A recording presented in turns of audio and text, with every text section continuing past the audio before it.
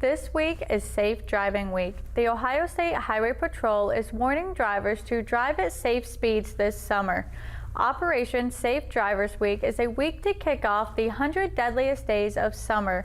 Sergeant Dustin Payne of the Ohio State Highway Patrol says the 100 deadliest days of summer is a period of time between the Memorial Day and Labor Day. During this period, there is a high concentration of vehicle accidents compared to the rest of the year. Operation Safe Drivers Week is used to bring awareness to reckless driving. Sergeant Payne says it's important to ensure the safety of motorists. The outside factors as far as how other people drive or the environmental factors, sometimes you can't control that. But if you're paying attention to the roadway and doing what you should do, your reaction time's better, your stopping distance is lower, and it's safer for everyone.